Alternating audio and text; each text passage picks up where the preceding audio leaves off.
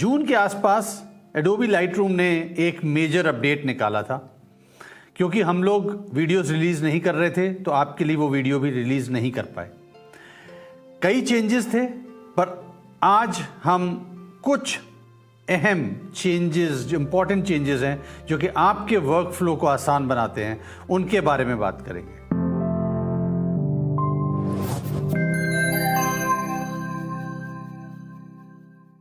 मेरा नाम जस्सी ब्रायन, आपका एक्सप्लोरिंग लाइट में बहुत स्वागत है। और आज मैं आपको कुछ ऐसे इंपॉर्टेंट चेंजेस के बारे में बताऊंगा जो कि एडोबी लाइटरूम ने रिसेंटली अपडेट किए हैं, बहुत अहम हैं एंड मज़ेदार हैं। पहला इंपॉर्टेंट चेंज, मैं इस इमेज को अगर मैं खोल के आपको दिखाऊं, पहले जब हम प्रीसेट्स को यूज़ करते थे तो प्रीसेट को जैसे हम यूज़ करते थे तो वो उसके जो प्रीसेट के जो चेंजेस थे वो इमेज पे अप्लाई हो जाते थे एंड बस उतना ही, और आपको साइड पैनल पे जाके उसको फर्दर चेंजेस करने पड़ते थे। अब मैं आपको करके दिखाता हूँ।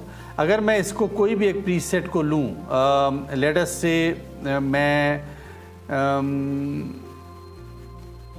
जो इनके स्टैंडर्ड कोई भी प्रीसेट हैं, अगर मैं उनको लेता हूँ, लेट्स से मैंने ये वाला प्रीसेट ले लिया ना। अगर आप देखेंगे तो टॉप पर यहाँ पे अमाउंट का एक स्लाइडर आ जाता है। इसको यूज़ करके मैं इसकी इंटेंसिटी को चेंज कर सकता हूँ, या मैं इसकी इंटेंसिटी को बढ़ा सकता हूँ, या मैं इसकी इंटेंसिटी को कम कर सकता हूँ। कई बार आपको ये स्लाइडर ग्रेड आउट मिलेगा, मतलब आप इसको यूज़ नहीं कर पाएंगे। वो दो केसेस में होता है। पहला कि प्रीसेट बहुत पुराना है, जिसका डेवलप ये अमाउंट के स्लाइडर के पॉइंट ऑफ व्यू से किया ही नहीं गया था। सेकंड, कुछ सेटिंग्स ऐसी हैं जो कि ये स्टैंडर्ड चेंज में तो वो कर देता है, पर हम उसको जब खुद चेंज करते हैं मैनुअली कुछ सेटिंग्स को, तो वो स्केलेबल नहीं होती, तो वो दोबारा चेंज नहीं करता। मैं आपको करके दिखाता हूँ। यहाँ पर अभी आपको देखिए, इसी फिल्टर के ऊपर, प्रीसेट के ऊपर हमारा ये अमाउंट का स्लाइडर काम कर रहा है। अब मैं अगर बेसिक पैनल पे जाके लेट अस से मैं ब्लैक्स को कम या ज़्यादा कर देता हूँ, कुछ भी कर देता हूँ, लेट से मैं कम करता हूँ कुछ भी, तो ये देखिए यहाँ से अमाउंट का स्लाइडर ग्रे आउट हो गया है। अब मैं इसको यूज़ नहीं कर सकता। इसका मतलब कुछ सेटिंग्स में मैं वो यूज़ नहीं कर पाऊँगा। हम कुछ और करके देखते हैं। मैं इसको डिफ़ॉल्ट पे ले आता हूँ, नहीं होगा।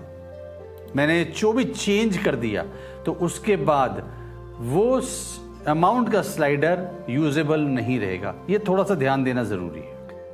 जो सेकेंड चेंज है, ये बहुत इंपॉर्टेंट चेंज है, बहुत बढ़िया चेंज है। इसको देखिए आप। मैंने एक इमेज खोली हुई है, मैं इसमें मास्क करके सब्जेक्ट को सेलेक्ट स्काई करता हूँ, तो ये स्काई को सेलेक्ट कर लेगा। आप ये देखिए, कलर ओवरले मैंने किया हुआ है, ये हो गया। इसमें मैं आपको चेंजेस करता हूँ। लेट अस से मैं इसका एक्सपोजर चेंज करता हूँ, थोड़ा सा बढ़ा दिया। मैं कॉन्ट्रास्ट बढ़ा देता हूँ या कम कर देता हूँ। कॉन्ट्रास्ट को यहाँ पे कम कर देता हूँ। शेडोज़ को मैं ओपन कर देता हूँ, थोड़ा सा ब्राइटर अगर मुझे चाहिए मैं वाइट्स को ऐड कर देता हूँ।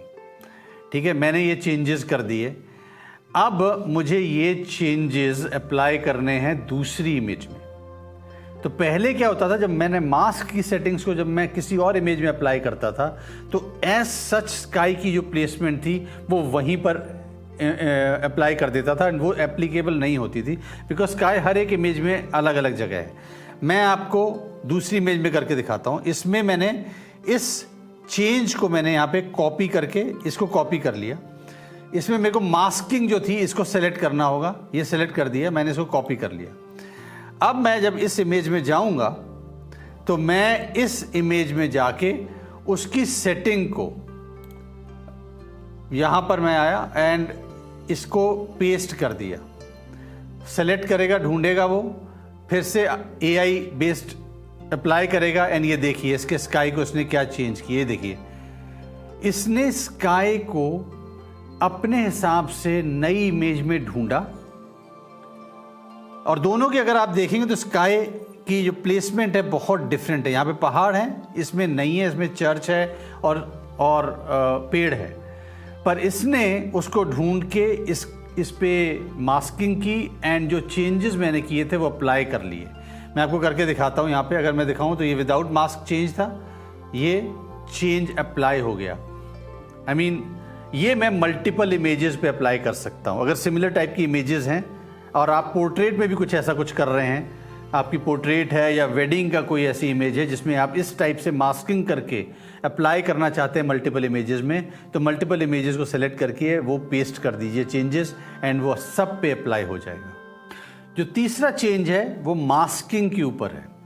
अगर आपको पहले पता हो तो जब मैं मास्क क्रिएट करते थे हम लोग, तो उसमें अगर मैंने कुछ चीज़ें ऐड की या सब्ट्रैक्ट की और मैं उसके बाद इन्वर्ट करता था, तो इन्वर्ट की ऑप्शन मेन मास्क में नहीं आती थी, मुझे जो ऐड किया है उसी में करना पड़ता था और ये बड़ा कॉम्प्लिकेट कर देता था। अगर याद नहीं रहता था तो फिर वो अब जो है बहुत आसान कर दिया है। मैं आपको करके दिखाता हूँ। ये मैंने इमेज खोली हुई है, मैं इसमें लेट्स से सेलेक्ट सब्जेक्ट करता हूँ। इसने सब्जेक्ट में अब आप देखिए इसने कई एरियाज, लेट अस से ये जो स्टेम है या पेड़ का जो तना जिस पे बर्ड बैठा हुआ है, इसको इसने सेलेक्ट नहीं किया।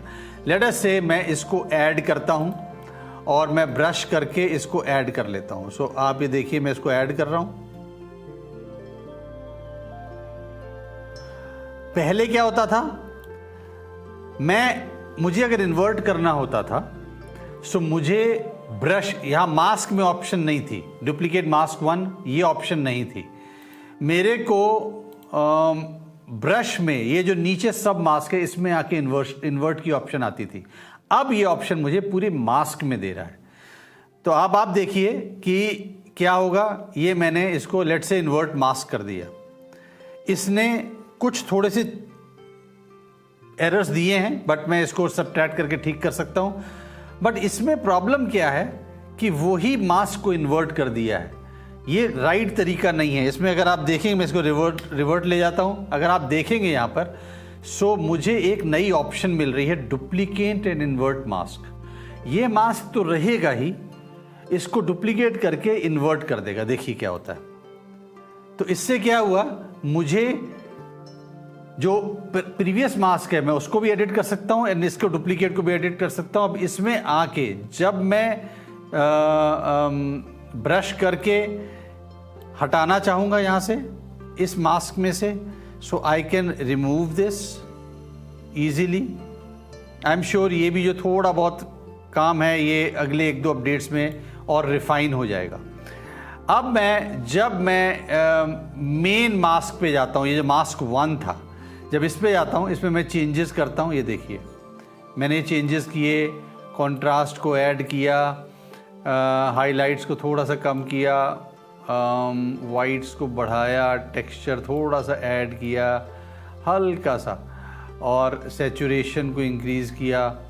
मैंने कुछ चेंजेस कर दिए और इसके बाद मैं इस मास्क में आता हूँ जो कि इन्वर्टेड मास्क था। इसमें मैं एक्सपोजर को कम करता हूँ, थोड़ा सा कंट्रास्ट भी कम कर देता हूँ, हाइलाइट्स को कम कर देता हूँ। तो मैं स्टैंड आउट कर रहा हूँ इसको बैकग्राउंड से। मैं शैडोज़ को भी अंडर कर देता हूँ। तो ये देखिए मैंने ये चेंजेस कर दिए।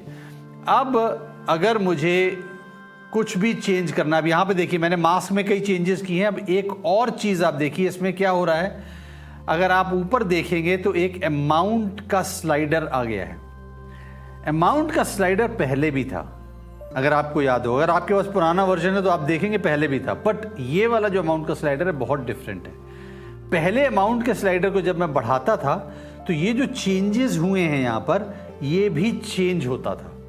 अब वो नहीं है। अब सिर्फ जो मैंने मास्क में जो चेंजेस किए हैं उसके इंटेंसिटी को ये चेंज करेगा। ये देखिए मैं इसके अमाउंट को बढ़ा रहा हूं, ये देखिए नीचे के जो ये वाले स्लाइडर्स हैं ये नहीं चेंज होगा। ये देखिए सिर्फ वो जो मास्क में मैंने चेंजेस किए थे उसकी इंटेंसिटी को ये बदल रहा है without changing the main parameters को जिसको मैंने चेंज किया था। आई थिंक ये बहुत ज़बरदस्त चेंज इम्प्लीमेंट किया है एडोबी लाइटरूम ने। चेंजेस तो और भी कई हैं, छोटे छोटे से। क्रॉप के ऊपर है चेंज, आप देख लीजिएगा। ये थे जो कि बहुत इंपॉर्टेंट मेजर चेंजेस थे, बिकॉज मास्किंग को अगर हम देखें तो ये पहले बहुत कॉम्प्लिकेटेड प्रोसेस था, अब बहुत आसान हो गया है। एंड बाकी जो चेंजेस भी मैंने बताए, यही सिमिलर चेंजेस आपके जो एडोबी कैमरा रॉ है उसमें भी अप्लाई हुए हैं, उसमें भी आए हैं। अगर आप फोटोशॉप यूज़र हैं तो उसमें एडोबी कैमरा रॉ में सिमिलर चेंजेस के जो अपडेट्स हैं वो आ चुके हैं, वहाँ पर आप उसको इसी तरीके से यूज़ कर सकते हैं। अभी तक के लिए इतना ही। अगले वीडियो तक, अगले टाइम तक आप हमें अच्छे अच्छे इमेजेस से इंस्पायर करते चलिए। इन चेंजेस को जो भी एडोबी ने किया है इसको यूज़ करके देखिए एंड हमें बताइए कि आपको ये कैसा लगा। और अगर आपने अभी तक चैनल को सब्सक्राइब नहीं किया है तो प्लीज़ सब्सक्राइब भी करिए एंड बेल आइकन को भी दबाइए, बिकॉज उससे आपको नोटिफिकेशन सबसे पहले मिलेंगी। अगले टाइम तक, अगले वीडियो तक, टेक केयर, गुड बाय।